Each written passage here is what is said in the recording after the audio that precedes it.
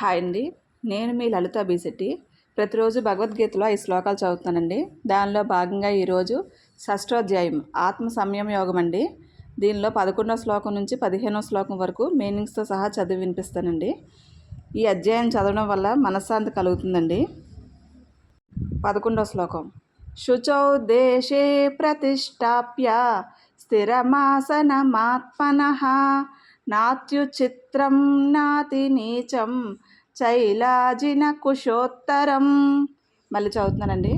శుచౌ దేశే ప్రతిష్టాప్య స్థిరమాసనమాత్మనః నాత్యుచిత్రం నాతి నీచం చైలాజిన కుశోత్తరం. దీని తాత్పర్యం చదువుతానండి.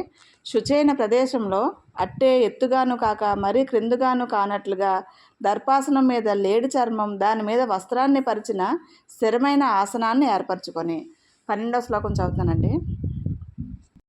తత్రైకాగ్రం మనః కృత్వా యత చిత్తేంద్రియక్రియః ఉపవిశ్యాసనే యుంజ్యాత్ యోగమాత్మ విశుద్ధయే.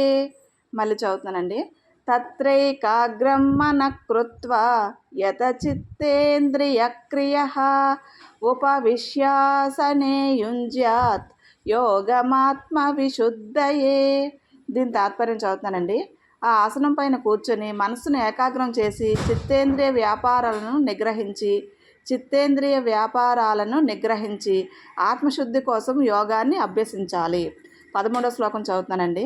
సమం కాయ శిరోగ్రీవం ధారయన్నచలం స్థిరః సంప్రేక్ష్య నాసికాగ్రం స్వం దిశశ్చానవలోకయన్. మళ్ళీ చదువుతున్నానండి. సమం కాయ శిరోగ్రీవం ధారయన్న చలం స్థిరః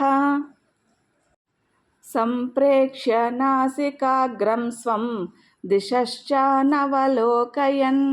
దీని తాత్పర్యం చదువుతానండి. శరీరాన్ని, మెడని, తలని నిటారుగా కదలకుండా స్థిరంగా ఉంచి దిక్కులు చూడకుండా తన ముక్కు కోసమే చూస్తూ. 14వ శ్లోకం చదువుతున్నానండి.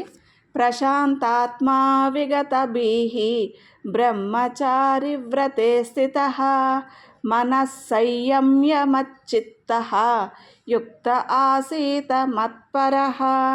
మళ్ళీ చదువుతున్నానండి. ప్రశాంతాత్మా విగతభీః బ్రహ్మచారి వ్రతే స్థితః మనః సంయమ్యమచ్చిత్తః యుక్త ఆసీత మత్పరః. దీని తాత్పర్యం చదువుతున్నానండి. ప్రశాంతమైన మనసుతో భయాన్ని విడిచి బ్రహ్మచర్య వ్రతంలో నిలిచి మనసును బాగా నిరోధించి నాలో చిత్తాన్ని నిలిపి నన్ను చేరాలనే లక్ష్యంతో ధ్యానయుక్తుడై ఉండాలి. 15వ శ్లోకం చదువుతున్నానండి. యుంజన్నేవం సదాత్మానం యోగి నియతమానసః శాంతిం నిర్వాణ పరమాం మత్సంస్థామధిగచ్చతి. మళ్ళీ చదువుతున్నానండి. యుంజన్నేవం సదాత్మానం యోగి నియతమానసః శాంతిం నిర్వాణ పరమాం మత్సంస్థామధిగచ్చతి. దీని తాత్పర్యం చదువుతానండి. మనసును నిగ్రహించిన యోగి ఇలా ఎప్పుడు మనసుని ఆత్మధ్యానంలో నిలిపి నాలో ఉన్నది మోక్షరూపమైనది అయిన శాంతిని పొందుతాడు. థ్యాంక్స్ ఫర్ లిజనింగ్ అండి. లోకా సంస్థ సుఖినో భవంతు. ప్రతిరోజు వీడియోస్లో 5 శ్లోకాలు చదువుతున్నానండి. షార్ట్స్లో 1 శ్లోకం అప్లోడ్ చేస్తున్నాను. మీకు ఇంట్రెస్ట్ ఉంటే అది కూడా ఫాలోఅప్ చేయండి. రేపటి ఎపిసోడ్లో 16వ శ్లోకం నుండి 20వ శ్లోకం చదువుతానండి. సర్వేజన సుఖినో భవంతు.